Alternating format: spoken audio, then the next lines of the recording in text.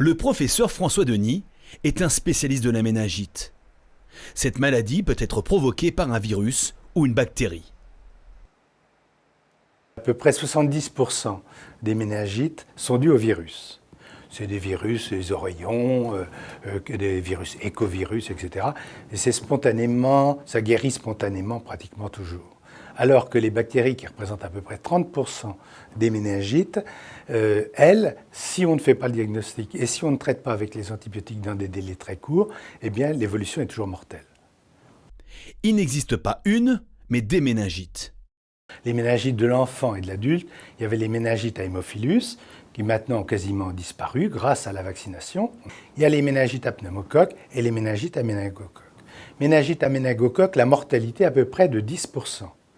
Mais déjà, c'est dramatique. Mais en plus, il y a ce qu'on considère comme guéri, mais c'est souvent au détriment de séquelles qui peuvent être relativement légères, une surdité, etc., mais qui peuvent être extrêmement lourdes, avec des troubles neurologiques gravissimes et voire des amputations. La méningite peut laisser de lourdes séquelles. Pernelle a été victime d'une méningite à méningocoque. Elle se souvient de la foudroyance de la maladie. La veille, j'étais vraiment, pour vous dire, j'étais avec des copines en train de prendre un verre prête à sortir, faire la fête.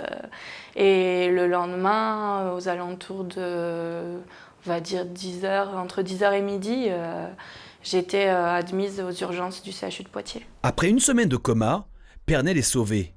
Mais elle ne peut échapper à l'amputation.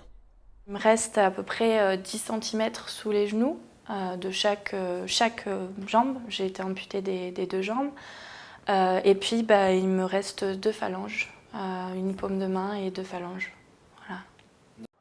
Voilà. C'est un énorme choc, en plus, étant donné que moi j'étais sportive de haut niveau. Je faisais du handball, donc mes mains et mes jambes, c'est moi.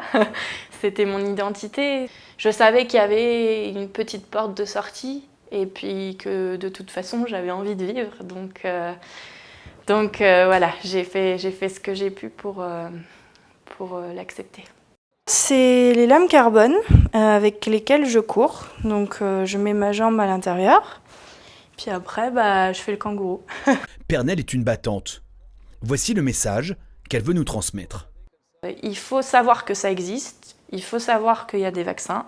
Il faut savoir comment la diagnostiquer et je pense que déjà les gens seront plus à même de réagir en fonction de cette maladie. Savoir rapidement diagnostiquer la maladie, un acte essentiel pour le professeur Denis. D'abord, il y a des céphalées qui sont assez violentes. Il y a des vomissements, on dit que ce sont des vomissements en jet, ce qui est assez caractéristique. Une raideur de la nuque et une raideur généralisée, et puis une fièvre qui est souvent, qui peut monter à 40 degrés avec des frissons. Jimmy Voisine est le président de Méningite France, association Audrey. Pour lui, il faut aussi mettre l'accent sur le diagnostic de la maladie pour le nourrisson. Le nourrisson, les symptômes sont tout à fait différents par rapport à l'adolescent. Comme les cartilages ne sont pas formés, les 2 symptômes qu'on peut remarquer, c'est le nourrisson aura une nuque molle et une fontanelle bombée et un comportement autrement anormal. Souvent, seule la mère peut détecter et avertir le médecin. Il existe des vaccins contre les méningites Haemophilus, à pneumocoque, mais aussi plus récemment à méningocoque. On a déjà un vaccin qui est mis en place depuis 2010 en France, vaccin contre le méningocoque de groupe C, pour lequel on avait comme objectif de vacciner avant 24 mois 80% des nourrissons. En France, on en est à peu près à 36%, on est optimiste. On avait prévu pour les adolescents adultes, les moins de 24 ans, 50%, on est à 20%.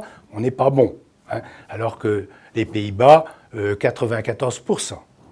Alors, en plus, il y a un autre vaccin contre le méningocoque qui arrive en premier en France, le groupe B.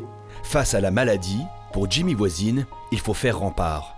Et ce, grâce à un diagnostic rapide, au vaccin et à la prévention. La méningite, il faut en parler. Il faut davantage communiquer. Les personnes connaissent le mot méningite, mais sous-estiment la maladie. Ils s'y inquiètent au dernier moment quand dans leur propre quartier il y a un cas. Comme je disais tout à l'heure, il y avait une moyenne de 2 cas par jour en France. Donc c'est très, je veux dire, inquiétant parce qu'il y a un risque d'épidémie possible.